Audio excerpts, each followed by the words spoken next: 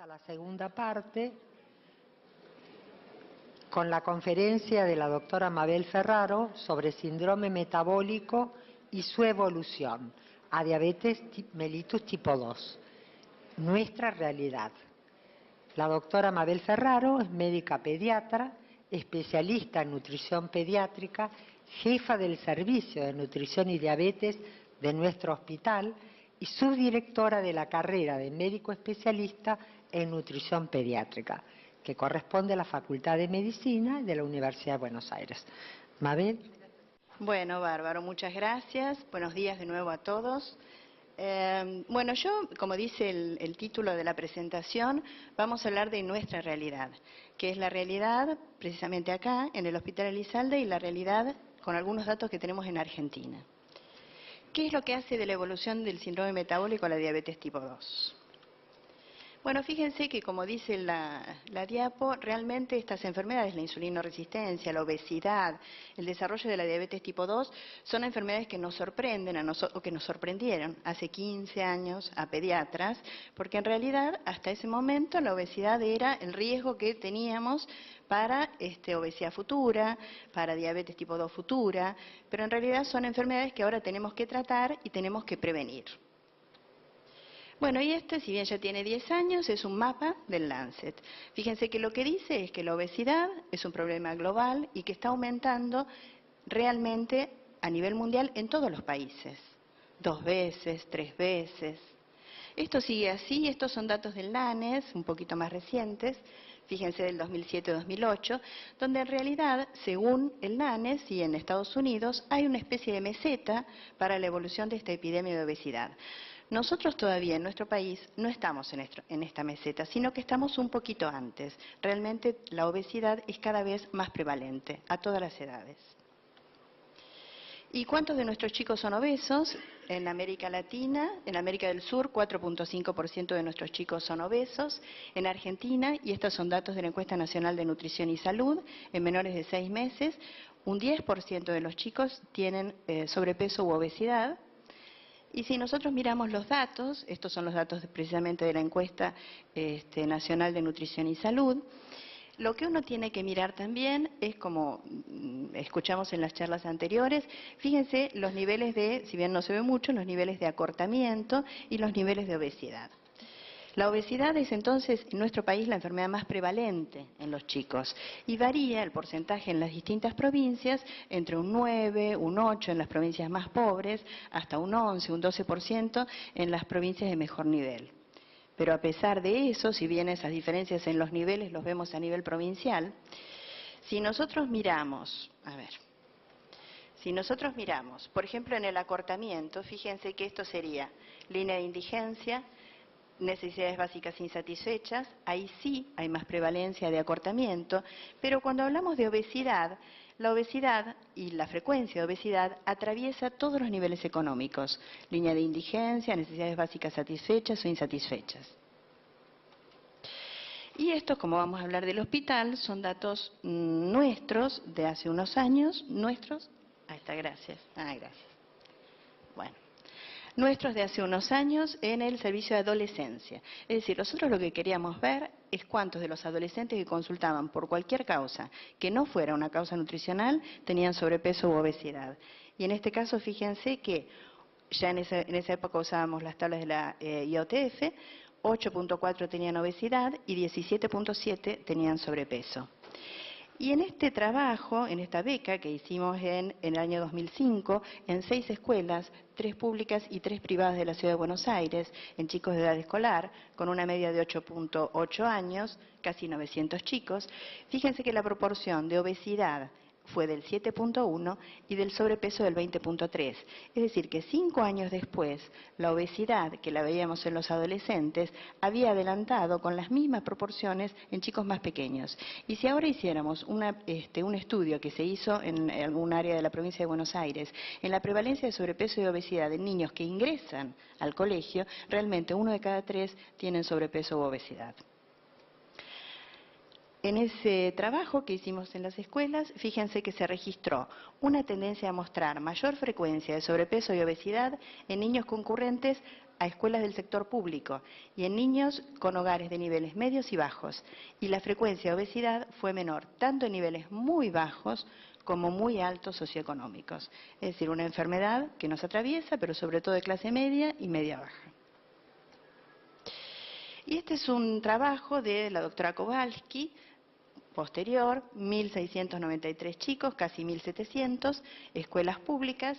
Fíjense que normales tenemos esta proporción y el sobrepeso y obesidad se va repitiendo, 1 cada 3. Pero lo que es interesante de este trabajo es ver cuántos de esos chicos que habían sido entrevistados cumplían con la alimentación saludable, o por lo menos las indicaciones que tenemos de frecuencia de consumo de verduras y de frutas. Debería ser esto, ¿no? Debería ser el rosadito. Pero en realidad, los que cumplen en frutas son el 17% y los que cumplen en verduras son estos, menos de un 7%. Es decir, que tenemos que trabajar mucho todavía en educación alimentaria. Y tenemos que trabajar también en nuestras miradas. Es decir, cómo vemos dentro de la población en la medida que el sobrepeso y obesidad va siendo cada vez más frecuente a nuestros chicos. Diagnóstico de situación, mirada adecuada para lograr una prevención. Cuando vemos estas imágenes, bueno, realmente todos sabemos que hay sobrepeso, obesidad, ahí es sencillo, ¿no? Como esta nena que a lo mejor tiene alguna de las obesidades monogénicas que había conversado el doctor Gil tempranito. Entonces ahí, fácil, nosotros usando las tablas de la OMS, la ubicamos si es visiblemente obesa, obviamente. Pero, y este es un registro de cómo los médicos en salud escolar vemos a los chicos y los medimos y los pesamos. Salud escolar, 170.000 chicos. Y ahí, bueno, hay una mirada del pediatra, del médico que los pesa y los mide. ¿Cómo es? ¿Es normal, bajo peso, sobrepeso? Lo mido y lo peso y después a nivel central lo ubicamos en las tablas de la OMS. Es decir, esto es inmediato y esto es más tardío. Entonces fíjense que según la mirada del pediatra, el profesional vio que un 4.2 tenían bajo peso, le parecía con bajo peso, el 73% eran normales y el sobrepeso u obesidad lo ubicó en un 21.8%. Si esto lo pasamos a las tablas, miramos bien los de bajo peso y más o menos los de sobrepeso, porque en realidad solo hemos visto con sobrepeso u obesos a los que realmente tenían obesidad y no miramos a todos los que tenían sobrepeso. Esto lo vemos por ahí en el consultorio diariamente, ¿no? Que las mamás nos traen a los chicos que tienen normopeso pensando que tienen bajo peso y nosotros entonces, bueno, tenemos que trabajar sobre eso. ¿Cuál es nuestra mirada? Muy bien. ¿Qué sería síndrome metabólico? Obviamente que para muchos de nosotros es sinónimo de insulino de resistencia, es una asociación de factores de riesgo. El riesgo referido que vemos es el de enfermedad cardiovascular y desarrollo de la diabetes 2. Y hay muchos más riesgos que nosotros como pediatras tenemos que ver, que tienen que ver con el hígado graso, que tienen que ver con otras comorbilidades, con la apnea obstructiva del sueño, que por ahí no tiene específicamente relación con el síndrome metabólico, pero que existe y la tenemos que mirar. Entonces, como muy bien decía bien el doctor Gil, la presencia de síndrome metabólico es del 3 al 4% en adolescentes sanos o normopeso, aumenta 30% en adolescentes con obesidad y es un poquito menor en los de sobrepeso. Estas ya fueron vistas, fíjense, estos son los criterios que nosotros usamos. Este es el criterio del consenso de la Sociedad Argentina de Pediatría, que es la modificación de los criterios de Cook. Estos son los que estamos utilizando, 3 de 5. Y en realidad, como sabemos, la obesidad es el mayor factor de riesgo para el desarrollo de insulino de resistencia y el más modificable con el tratamiento. ¿Es fácil? No, es realmente difícil, pero es el más modificable. Y la insulinoresistencia aparece en 1 de cada 10 adolescentes normopeso por su insulinoresistencia fisiológica y mucho más frecuente en adolescentes obesos. Entonces, ¿cuáles son, como nosotros estamos hablando del tránsito, del síndrome metabólico a la diabetes tipo 2, cuáles son los pacientes o los chicos en los que nosotros tenemos que mirar y buscar esta disglucemia, esta diabetes tipo 2? ¿Cuáles son nuestros obesos de riesgo? El riesgo, como muy bien sabemos, va a depender de una compleja interacción entre eventos intrauterinos, susceptibilidad genética, que ya miramos y aprendimos mucho, y factores ambientales. Entonces, sencillamente mirando los niveles de riesgo, y haciendo una correcta historia familiar y un correcto interrogatorio de lo que le pasó y de lo que le trae, ahí ya tenemos el primer nivel de riesgo. El segundo nivel de riesgo son los datos clínicos, tiene acantosis, tiene hirsutismo, ¿qué le pasa? Y el tercer nivel son precisamente las comorbilidades. Sabemos, pensando en lo individual y lo familiar, que los hijos de padres con diabetes tienen un menor número de mitocondrias en músculo esquelético, que es lo que determina la insulinoresistencia que van a tener estos chicos, lo que predispone precisamente a un mayor depósito de lípidos a nivel muscular. Y que además todo lo que trae desde el embarazo, todo el sobrepeso, sobre todo materno, fíjense que estos son más de 4.000 embarazos y productos de ese embarazo medidos a los 16 años de edad, estaban obesos, cómo era su circunferencia de cintura. Fíjense que el sobrepeso materno antes del embarazo es un factor de riesgo independiente en relación al sobrepeso y obesidad abdominal de los niños a la edad de 16 años. El riesgo es mayor si además se asocia a diabetes gestacional, pero aunque no la hubiera, ya solamente el sobrepeso es un elemento de riesgo. La diabetes gestacional sin sobrepeso tiene un riesgo mucho menor. Y en relación al aumento acelerado de talla, el aumento de peso acelerado, esto ya ha sido visto en muchos trabajos, sobre todo en chicos con bajo peso al nacer, favorece el depósito de grasa a nivel central y el sobrepeso a los 5 años. Y estos son algunos datos de esa beca que les mostré, esa beca que se realizó en el año 2005. Fíjense que teniendo en cuenta cuáles de los chicos tenían sobrepeso y sobre todo cuáles de esos chicos que nosotros medimos y pesamos tenían aumento de la circunferencia abdominal, el elemento más significativo relacionado fue el delta T positivo. El delta T positivo fue la diferencia entre el peso de nacimiento, la mayoría de estos chicos eran normopeso, con el peso que tenían a la edad de 1 año. Es decir, eso fue estadísticamente significativo. Nosotros lo que tenemos que enfatizar, creo, es la apropiada lactancia materna y el seguimiento de nuestros chicos según tablas de OMS. Desde esto, todo lo que trae. ¿Cómo lo vemos? Segundo nivel de riesgo. El grado de sobrepeso, cuanto más sobrepeso peor, score Z más de 3, obesidad de mayor grado, los más de riesgo, y sobre todo también la distribución de grasa abdominal. En esos obesos de riesgo, como decíamos, hay que mirar también, porque la disglucemia no es lo más frecuente. Lo más frecuente van a ser las comorbilidades, hígado graso, elevación de triglicéridos, hipertensión arterial. Y en este grupo de obesos, de nuestro servicio, más de 300, el 15% tenían síndrome metabólico, y un poquito para enfatizar también cuáles fueron los elementos o los componentes que determinaron ese síndrome metabólico. Los triglicéridos fue uno, el HDL fue otro, la glucemia en ayunas alterada no fue tan importante, y sí la hipertensión arterial. Es decir, la hipertensión arterial, el 30% de estos chicos entre 8 y 14 años tenían hipertensión arterial, por las tablas de la Task Force. Y en relación a cómo nos influye el sistema nervioso central, nuestra cabeza, sabemos que la depresión en adolescentes severamente obesos se relaciona con mayor riesgo de desarrollo de insulinoresistencia e intolerancia, independientemente del peso corporal. Y este es un trabajo bastante interesante del grupo de Sonia Caprio.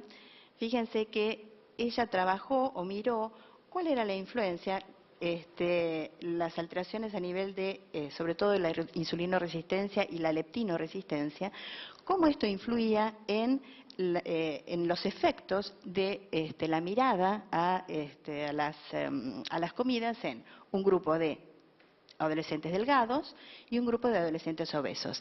Tenían diferencias significativas en índice de masa corporal, en niveles de leptina más altos, en niveles de insulina más altos y en glucemia. Y fíjense que a ellos, a estos dos grupos, se les mostró imágenes de comidas. ¿Qué pasó? Lo interesante fue ver que haciendo resonancias magnéticas vieron que los cerebros de estos grupos, de los obesos y de los delgados, respondían absolutamente distinto a los estímulos de mirada de esas comidas. Y entonces concluyen que había asociación significativa entre los niveles más altos de leptina circulante, leptinoresistencia, en relación a cómo ese cerebro respondía a las motivaciones y a esas señalizaciones con las comidas. Es decir, que los obesos evidentemente responden distinto de los normopesos. Y eso cierra el círculo del sobrepeso y obesidad. ¿Cómo valoraríamos o cómo valoramos nosotros los pediatras la insulinoresistencia? Los pediatras todavía usamos, y nos parece muy productiva y muy útil, la curva de tolerancia oral a la glucosa en todos los puntos con dosaje de insulinemia. Se habla mucho de la insulinemia en ayunas, se habla mucho del OMA. Esto no se ve, pero bueno, no importa, tampoco era como para... Hay muchos percentilos que tratan de valorar los niveles de insulina, los niveles de OMA en las distintas poblaciones. Nosotros usamos mucho los criterios de Maclaren. Fíjense que insulina en ayunas menor a 15, insulina en cualquier punto de la curva menor a 75, a 120 menor a 75 y en cualquier punto menor a 150. Estos niveles de LOMA que son muy variables en las distintas poblaciones de adolescentes, se ha hablado mucho. Pero también sabemos que la insulinemia en ayunas, sobre todo, ha sido desmistificada en distintas sociedades científicas, ISPAD, la Asociación Europea de Endocrinología Infantil, y se sostiene que en realidad la insulinemia, como un único elemento en ayunas, no sería útil o no nos daría mayores datos que la clínica, todo lo que estuvimos hablando antes. ¿Qué nos trae ese chico? ¿Cuál es su genética? ¿Cómo es su distribución de grasa? ¿Tiene acantosis? ¿No tiene acantosis? Es decir, que sería un pobre marcador la insulinemia sola. Pero sabemos que si estamos buscando diabetes tipo 2 en estos chicos, no todos los chicos obesos tienen depósito de grasa en músculo y su presencia, si la hubiera, predispone a la aparición de insulinoresistencia. Y que el incremento de ese depósito de grasa en músculo, que en realidad es temprano en la obesidad infantil, se asocia directamente a disminución de la sensibilidad a la insulina. Y estos entonces eran los trabajos de hace unos años, publicados en el Lancet por Caprio y Weiss, donde realmente ellos habían estudiado la importancia del depósito de grasa a nivel muscular como marcador, sobre todo, como dice ahí, de que estos chicos puedan llegar a tener glucemia en ayunas normal y tolerancia alterada a la glucosa en la poscarga. Muchos niños pueden presentar normoglucemia en ayunas, con hemoglobinas glucosiladas normales, solo presentan hiperglucemia poscarga. La pesquisa de estas alteraciones debe realizarse ante el primer contacto con un niño obeso, con historia familiar de diabetes, acantosis, todo lo que estuvimos conversando, y repetirla a los 2 años. Y era por esto que los criterios para el diagnóstico de diabetes tipo 2 en pediatría, en los distintos consensos internacionales, ADA 2011, ISPAD, ADA 2011, como siempre, solo habla de glucemia en ayunas, o glucemia poscarga o hemoglobina glucosilada, que para muchos de nosotros, los pediatras, pensamos que es insuficiente. ISPAD sostenía glucemia en ayunas y poscarga, es decir, el par glucémico, que sería mucho más sensible. Y las guías canadienses hablaban de glucemia en ayunas y poscarga, pero si hablamos de chicos de riesgo, obesidad mórbida, curva de tolerancia oral a la glucosa completa. Estos son trabajos posteriores, que se ven poco, de Caprio, 10 años después. Acá lo que pasó es que ellos investigaron cómo está el rol de el depósito de grasa a nivel hepático para la patogénesis de la insulinoresistencia en obesos. Y vieron que si había hígado graso, los chicos tenían más patrones de insulinoresistencia, acá se vería OMA, Quickie, etcétera, con menor nivel de leptina, mayor nivel de triglicéridos. Bueno, y aquí concluyeron que la grasa a nivel hepática también era un factor independiente de riesgo, independientemente, como les decía, de la grasa a nivel central y la grasa a nivel muscular. Entonces, aquí, y aparentemente por estos trabajos, las nuevas guías, que serían estándar de ADA 2014, que sigue igual, pero ISPAD 2014, se aunó a ADA en los criterios diagnósticos. Esto en realidad, fíjense que ellos mismos sostienen que independientemente de esto, hay, digamos, no todos están de acuerdo en estos criterios diagnósticos. La presencia de glucemia en ayunas alterada, mejor dicho de diabetes en la glucemia en ayunas, es baja, 1.6 a 1.8. Si tomamos 0 y 120, la sensibilidad aumenta hasta un 3.4. Pero si tomamos cualquier punto de la curva, sube al 10.7%. Y nosotros creemos que es importante que un niño obeso, independientemente de 0 y 120, tenga más de 200 en cualquier momento, porque seguramente en su vida diaria lo va a tener. Y este es el mismo trabajo. Fíjense que nosotros vemos que esto es insulinemia, pero si vemos glucemia, la glucemia basal es mucho menos sensible que la glucemia poscarga. Y cualquiera de estos niveles, fíjense que en estos casos, sobre todo 30 y 60, hay valores de glucemia que superan los 200. Muy bien. Y si ya hablamos de diabetes tipo 2, fíjense lo que nos pasó a los pediatras. No había diabetes tipo 2 antes del 94, a pesar de que se buscaba, porque la doctora Olga Ramos la buscaba siempre en toda la vida hizo glucemia en ayunas y poscarga. Y bueno, lo que sí, nosotros tenemos 100 chicos nuevos con diagnóstico de diabetes anualmente, y fíjense que en los últimos años 7 de ellos tienen diabetes tipo 2. Y si comparamos, porque si miramos para atrás de nuevo, fíjense cómo fue en aumento, qué diferencia hay entre estos chicos previos al 2006 y estos. Fíjense que antes del 2006 el 2.3 tenían diabetes tipo 2, desde el 2006 al 2012 el 4.75, es decir que, y esto es estadísticamente significativo, la frecuencia de diabetes tipo 2 fue aumentando a lo largo de estos años, se duplicó. ¿Y cómo se presentan estos chicos? Fíjense que el 71% sí se presentan en hiperglucemia, pero tenemos un 20% que se presentan en cetosis y un 8.6% que se presentan en cetoacidosis, con clínica de diabetes tipo 2, incluso con diagnóstico. Esto nos obliga a pensar en la superposición con la que tenemos que trabajar los pediatras. Muchos chicos pueden ser diabéticos tipo 2, o parecer diabéticos tipo 2, pero tener autoinmunidad, y muchos que seguramente son diabéticos tipo 1 son obesos. Entonces, frecuentemente la diferenciación es difícil y muchos de nuestros chicos diabéticos tipo 2 necesitan tratamiento insulínico de urgencia. Y este es el SEARCH, el estudio americano, donde tratando de ubicar a los chicos que veían los pediatras entre diabetes tipo 1 y diabetes tipo 2, el diagnóstico previo de diabetes tipo 2 fue erróneo en un 21% de los casos, porque estos chicos que parecían diabéticos tipo 2 tenían anti-GAD positivo. Entonces, pacientes con clínica compatible pueden presentar autoinmunidad, lo que orienta el tratamiento insulínico más rápido. Y estos son estudios, datos del Today, que es el único estudio de seguimiento en diabetes tipo 2 con que se cuenta.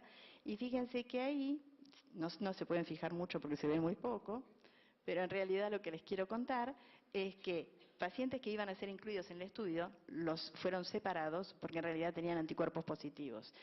Y sí, tenían diferencia, mirando grandes cantidades en índice de masa corporal, en acantosis o no, lo que si bien es fácil verlo cuando vemos muchos pacientes, un número grande, a nivel individual se hace más difícil la diferenciación. Entonces, bueno, concluimos en que el dosaje de anticuerpos específicos es muchas veces indispensable para la correcta orientación diagnóstica y seguimiento. Y por suerte lo estamos haciendo. Este niño, que nos entró como, ¿quién diría que no es una diabetes tipo 2? Terminó siendo una diabetes tipo 1, con el diagnóstico, con los autoanticuerpos y fundamentalmente con la evolución. Esto es como tratábamos hasta el 2011 a los chicos con diabetes y en realidad el algoritmo nos decía que teníamos que, si no había una clínica de urgencia, podíamos empezar con dieta y ejercicio, después metformina, el objetivo metabólico era hemoglobina de 7. Pero ahora, fíjense que una vez que se hace el diagnóstico de diabetes, pensando en las complicaciones que estos chicos pueden tener, todas las comorbilidades y sobre todo el riesgo cardiovascular, se empieza enseguida con metformina. Si tenemos una hemoglobina mayor de 9, pero no hay acidosis, empezamos con insulina y también con metformina. Y si tenemos acidosis, empezamos con insulina. Siempre buscando los anticuerpos. Y ahí haremos la correcta diferenciación. Y si pensamos en la evolución de estos chicos, estos son estudios japoneses, los japoneses tienen diabetes tipo 2 en muy alta prevalencia. Y lo que tenemos que aprender, los pediatras y todos, es que los chicos con diabetes tipo 2 se complican más rápido y más importantemente que los diabéticos tipo 1, retinopatía, nefropatía. Este es un estudio interesante, fíjense que son casi 8.000 pacientes con diabetes tipo 2, los jóvenes y los más grandes, 18 de 44 años y más de 44. ¿Qué los diferencia? Los jóvenes son más obesos, la hemoglobina al diagnóstico es mayor, tienen más posibilidades de requerir insulina, a lo mejor por esa superposición de la que hablábamos. El desarrollo de nefropatía y oftalmopatía es similar en ambos grupos, pero si miramos el riesgo cardiovascular, los jóvenes tienen 14 veces más y los adultos 3.7 veces más riesgo de infarto comparados con controles apareados por sexo y edad. Claro, los jóvenes es muy raro que tengan alteraciones cardiovasculares si no tienen esta comorbilidad o esta situación. Y lo que es interesante, y nos compromete a las mujeres, es que el incremento de infarto en jóvenes ocurrió particularmente en mujeres. Estos son estudios australianos de Donahue, que trabaja muy bien, tiene más o menos la misma cantidad de pacientes que nosotros y la misma proporción entre diabetes tipo 1 y diabetes tipo 2, y ella ve que la neuropatía periférica y la microalbuminuria es mayor en adolescentes con diabetes tipo 2. A pesar del menor tiempo de evolución y los menores niveles de hemoglobina glucosilada. Actualmente el objetivo metabólico para diabéticos tipo 2 infantiles es 6.5. Es un objetivo menor que el que se pide para diabéticos tipo 1. Y este es el SEARCH, que más o menos dice lo mismo, 9.2 en diabetes tipo 1 de microalbuminuria, 22.2. Claro que también este puede ser un marcador de riesgo cardiovascular que se relacione con todo esto, presión arterial, hipertrigliceridemia, etc. Bueno, y ya para contarles un poquitito, fíjense que este es el Today, para ver realmente cuál es el riesgo de desarrollo de complicaciones. El estudio Today es el estudio de seguimiento en diabetes tipo 2 infantil, que lo hizo el NIDDK, un estudio que duró 3 años, con un seguimiento mínimo de 2 años, incluyó a pacientes con menos de 2 años de evolución, es decir, de bastante reciente comienzo. Chicos entre 10 y 17 años, obesos, todos con anticuerpos negativos y todos con un péptido C mayor de 0,6, diabéticos tipo 2. 1.211 evaluados, entraron 900, 699 fueron randomizados. Y esto para no ponernos tristes con cómo nos abandonan nuestros diabéticos tipo 2. La tasa de abandono fue del 51.7% en un estudio de seguimiento. Esta experiencia es la misma que tenemos nosotros.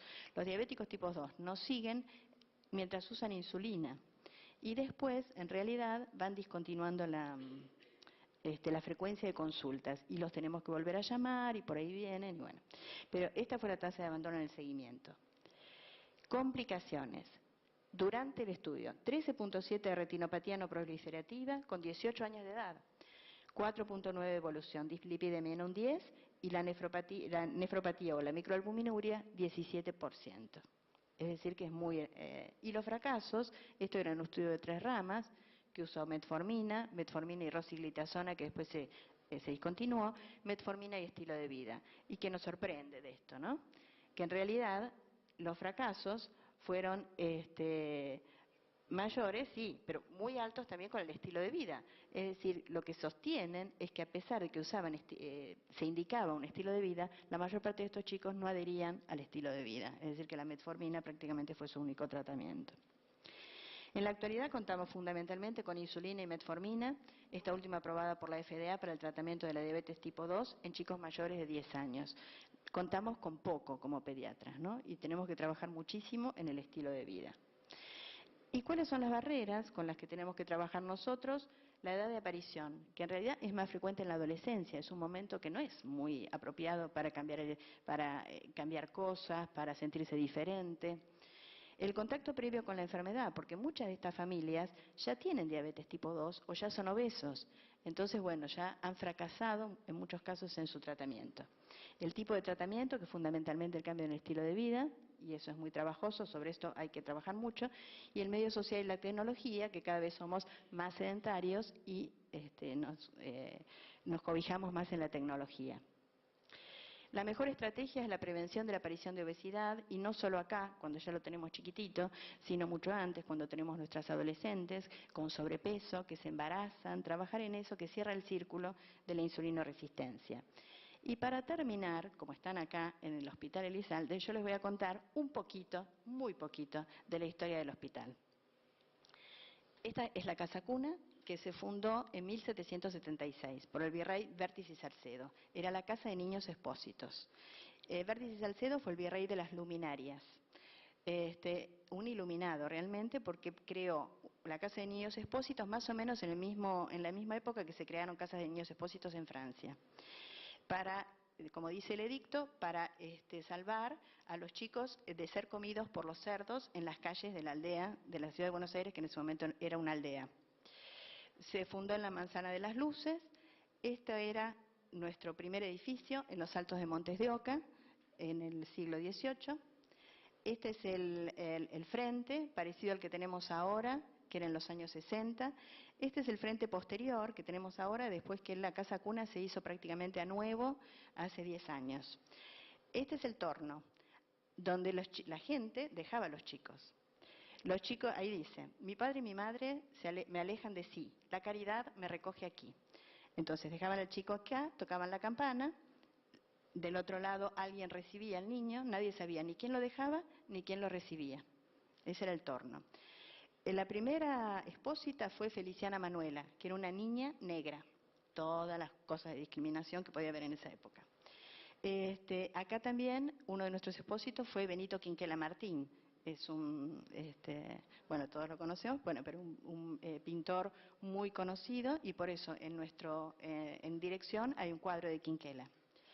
Y después, para cerrar el círculo de cobijar a todos los chicos, este fue el primer hospital que recibió niños con SIDA en los años 80, cuando nadie quería recibir chicos con SIDA. Entonces, bueno, yo estoy muy contenta que estén acá con nosotros y que conozcan un poquito de quiénes somos. Bueno, muchas gracias.